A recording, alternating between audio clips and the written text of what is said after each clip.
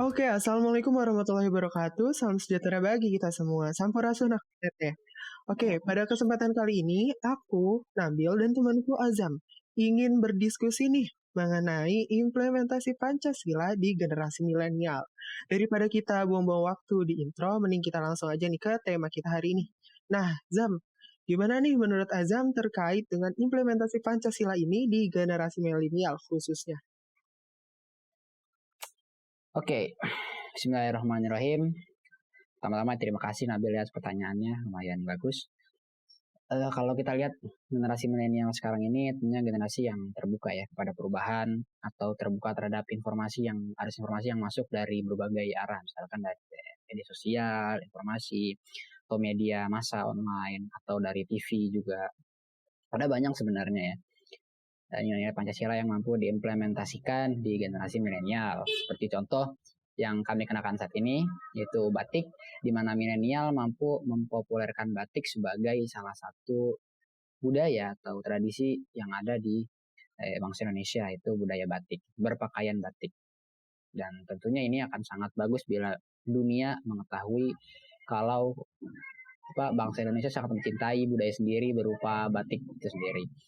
Kemudian kalau kita lihat perkembangan teknologi ya, hadirnya media sosial yang hampir seluruh generasi milenial pasti memiliki platform media sosial. Artinya kita mampu sharing informasi budaya atau sharing informasi mengenai ya hal positif ya, mengenai bangsa kita atau keadaan bangsa kita atau pengalaman kita di mana kita menerapkan nilai Pancasila dalam kehidupan sehari-hari bisa kita share di media sosial. Itu menjadi salah satu hal yang positif ya bagi negara kita dan bangsa kita. Dimana itu menguatkan salah satu pilar, yaitu pilar persatuan Indonesia, dan bangsa Indonesia menjadi yakin bahwa dirinya sendiri sebagai bangsa dan bangga menjadi bagian dari bangsa Indonesia. Saya kira seperti itu. Wah, benar banget nih Azam, terkait implementasi kita di berbagai bidang. Nah, apalagi untuk saat ini tuh perkembangan ilmu pengetahuan dan teknologi itu udah sangat pesat. Jadi, yang tentunya Pancasila ini dapat diimplementasikan mengikuti perkembangan iptek ini. Kalau boleh ngasih info nih Zam, ada nih waktu itu satu tren yang hangat, yaitu tren hashtag berkain di salah satu platform media sosial kita, yaitu TikTok.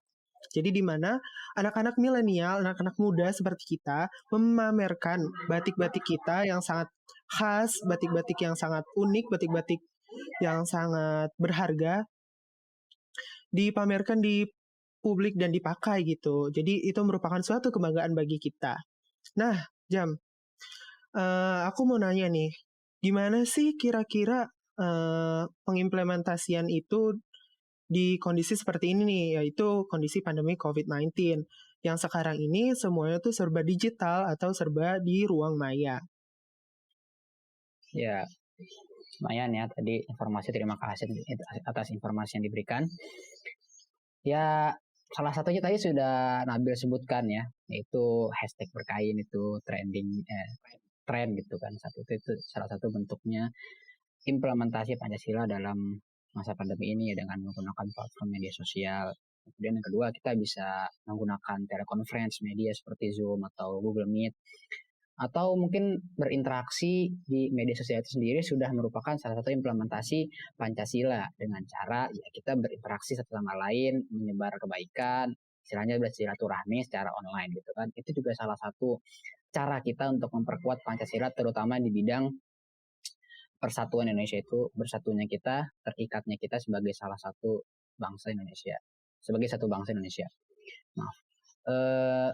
Kemudian kita bisa juga ya, misalkan kita kan di keluarga nih, sekarang kan nggak boleh keluar rumah atau membatasi lah istilahnya, membatasi mobilitas ya. Kita di rumah terus dan juga meminimalisir ibadah di luar. Jadi kita bisa beribadah dengan keluarga kita, dengan adik kita, dengan orang tua kita. Itu tentunya implementasi dari nilai sila pertama Pancasila, yaitu nilai ketuhanan yang Maha Esa, di mana bangsa Indonesia yakin bahwa kita adalah negara yang percaya kepada Tuhan.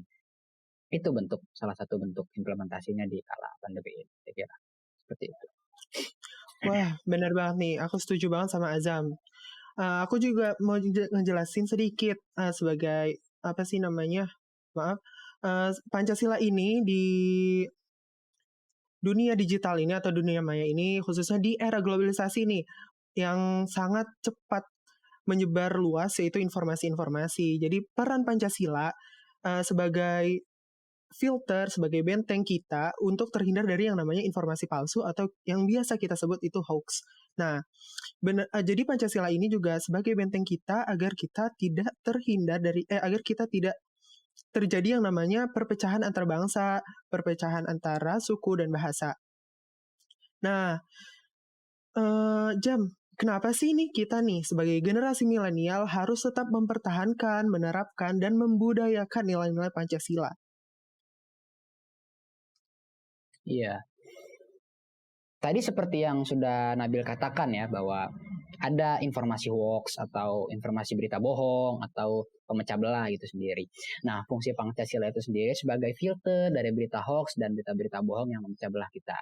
Sebagai filter gitu. Jadi, ayolah kita semua sadar gitu bahwa kita adalah bangsa yang bersatu, bangsa yang berketuhanan, yang sama-sama percaya akan Tuhan dan sama-sama memiliki keyakinan yang sama bahwa ideologi kita itu satu, itu Pancasila, dan memiliki identitas yang sama sebagai warga negara Republik Indonesia.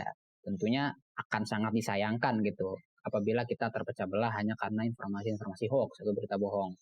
Seperti itu. Saya kira seperti itu. Wah, bener banget nih. Nah, gak nyangka nih kita udah sampai di akhir pembicaraan kita nih, Jam. Nah, ada gak sih, Zam, closing statement yang ingin Azam sampaikan buat pendengar-pendengar kita?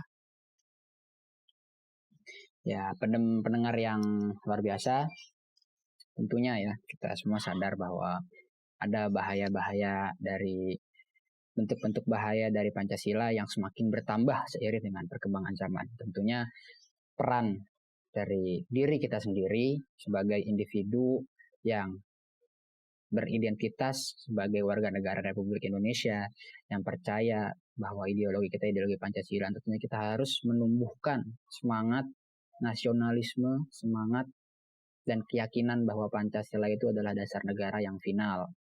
Kemudian juga peran orang tua, peran pendidik, dan peran pemerintah juga. Ini saya tidak hanya menyebutkan peran orang tua atau pendidik saja, tapi seluruh warga negara Republik Indonesia yang mengaku berdarah dan bertumpah darah Indonesia itu harus memiliki semangat melestarikan dan membudayakan Pancasila. Apapun bentuknya itu, selama itu positif dan dibenarkan undang-undang serta hukum negara di negara kita ini. Saya kira seperti itu. Oh, mantap banget nih, Jam, closing statement-nya. Jadi bukan hanya kesadaran generasi milenial juga, tapi lingkungan sekitarnya juga nih. Kita juga khususnya seluruh warga Indonesia, kita juga harus sadar akan pentingnya pengimplementasian Pancasila di saat ini. Nah, terakhir nih, Zam. Saya milenial, saya Indonesia, saya Pancasila. Saya Nabil Faiz Rusdinar. Saya Muhammad San Azam. Pamit undur diri, terima kasih.